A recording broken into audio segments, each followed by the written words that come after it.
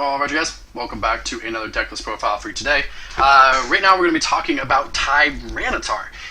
First of all, shout out to Colt. I told him this deck was trash, and I was wrong. This deck isn't actually that bad. I think it was bad like 2 years ago when I tried it out, but for now it's actually really not that bad of a card. The cool part about this deck is that it can go one of two ways.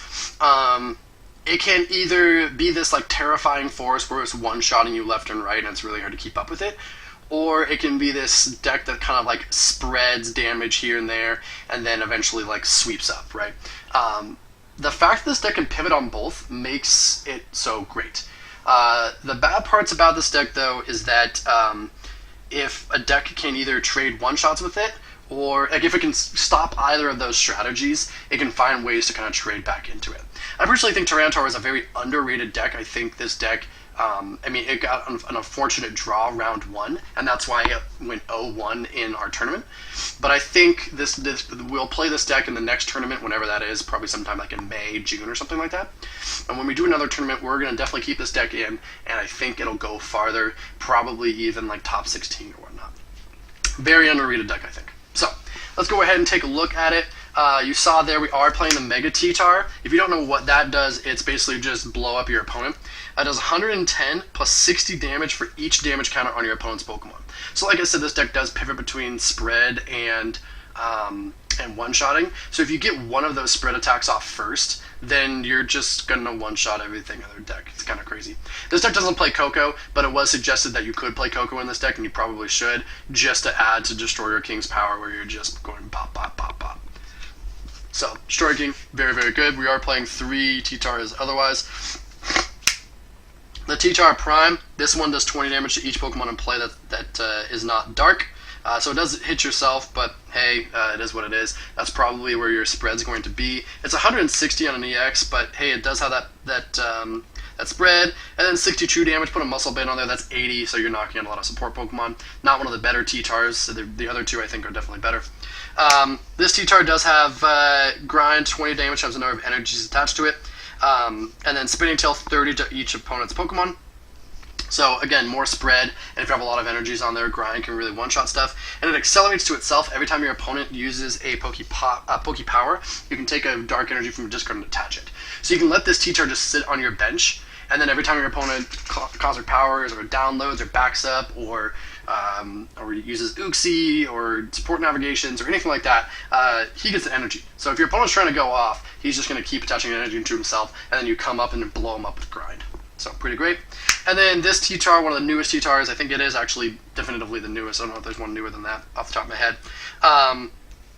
But when you evolve it, you take a Dark Energy from discard and attach it to it for every prize card your opponent's taken.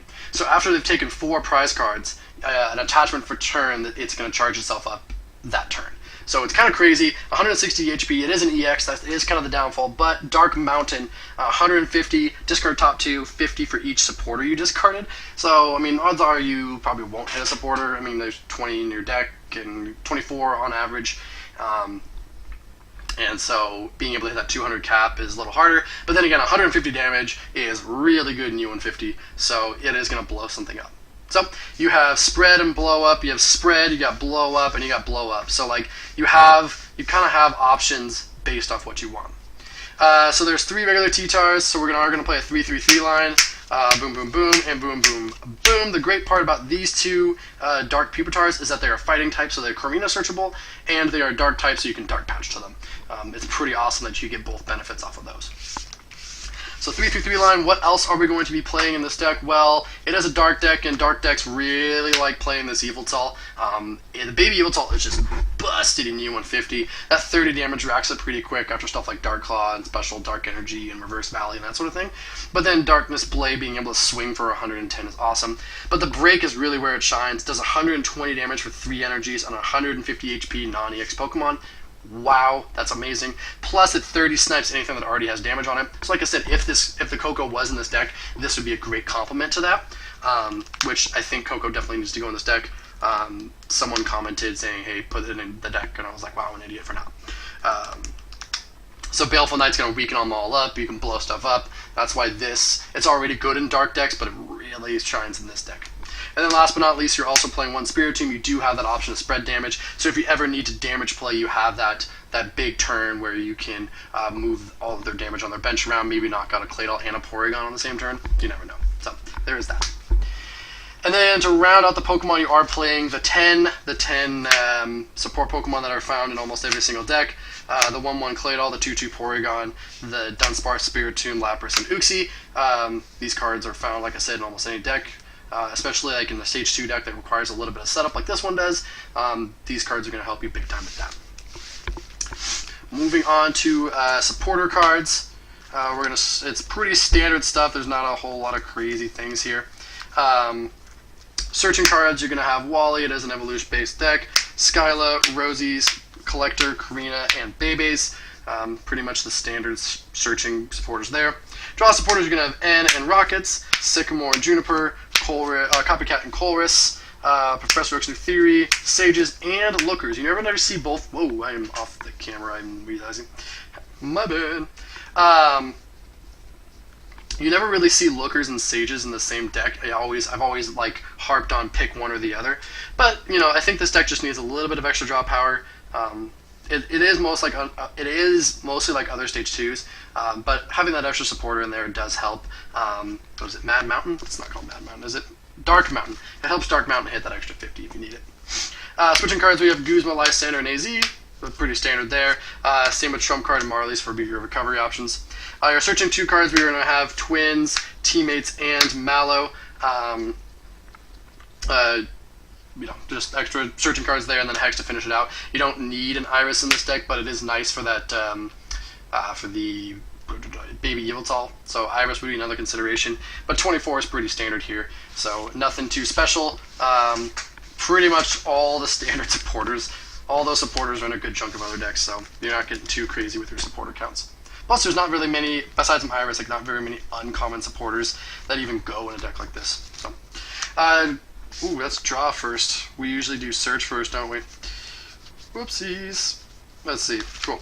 Searching cards, you're going to have like the standard stuff. Ultra Ball, Pecom, Lux Ball, Level Ball, Evo Soda, Computer Search, Swoop Teleporter. So there's your standard 7 that are in almost every single deck. However, you also play Surprise Time Machine in this deck, pretty much because it's a really cool combo with,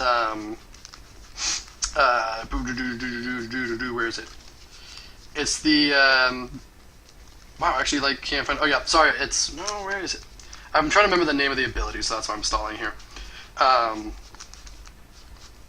There it goes. So it is called, Darkness Drive. The Darkness Drive Tyranitar, yeah, you can charge up to yourself, and if you don't feel like grinding, you can swoop into the Dark Mountain one and blow something up in the early game. Because, this one's not going to come online till late because you need those 5 energies, so you have to have the Raging Roar is really going to help you out with that. But if you can sit this there and all of their setup Pokemon are going to charge up Tyranitar, you switch into this one, now they're getting smacked for 150, and they really just don't know what to do. So that's why Supreme Time Machine is really great for that. Draw cards, you're going to have Oak, Misty's, Bill, and Acrobike. Acrobike's going to help you get those dark energies in the discard pile that you need. Recovery, we got Junk Arm and Item Finder, Super Rod and Pokemon Retriever, Palpad, and Versus Seeker. Pretty standard, nothing too special there. Switching cards, Scoop Up and Escape Rope. Same sort of deal, no big surprises. Then extra cards, you're going to have Windstorm, Rare Candy, and Breeder, because it is the Stage 2 deck. Imposter, Professor Oak's Invention, which is standard. And then you're also playing Battle Compressor to help you get those dark energies into the discard pile easier. And then Dark Patch, you are playing a dark deck, so makes sense to play Dark Patch. Goes in anything that plays a fair amount of darks, you want to play Dark Patch. So yeah, Battle Compressor even better in this deck because there's a lot of Pokemon that accelerate from the discard to themselves. And then the Baby Yveltal also as well. For supporters, you're going to have you're going to have Broken Time Space. It's an evolution deck, makes sense. Moonlight Stadium to give all your stuff for you a treat. Most of the Tyranitars are actually kind of fat, so this does help. And then a Reverse Valley to give everything plus 10 damage. Really good on that Baby Yveltal, really good for getting, going over the edge on those one-shots that you need. Item cards, you're going to have Muscle Band, and then the dark version of Muscle Band and Dark Claw, so these are both great to have. 1 Floatstone is really all you need because you have Moonlight Stadium. You could consider playing Fluffy Berry, but there are a lot of EXs, so whatever works for you. And then Experience Share to help keep those energies flowing. Great to put that onto your Spiritomb, the one that damage plays, so that if they knock you out, you always have that as an option. And then Elite Four plus Dowsing Machine. You're going to play all four of the Elite Four plus Dowsing. No reason not to play any of these. Dowsing is the best A-Spec. And then Special Energies, you're going to have DCE because there are some DCE reliant attacks, especially in the Prime. Grind, this does count for Grind. And if you played Coco, you're already playing DCE, so it's really easy to switch that in there. You're going to play Special Dark because you're playing Dark. And then 3, 6, 9, 12, 13 Dark Energies. You kind of need a little bit heavy of the Dark Energies to get them into your discard pile quicker and easier. I would even consider playing 14 or 15 if you can find the room. Bumping up on Dark Energies in this deck is not a bad idea. So yep, that does it for Tyranitar. If you have any questions about the deck, please let me know. It actually is a very good deck, like I said, very underrated. Don't let the performance in the tournament fool you. This deck is actually pretty good. Hope you enjoyed.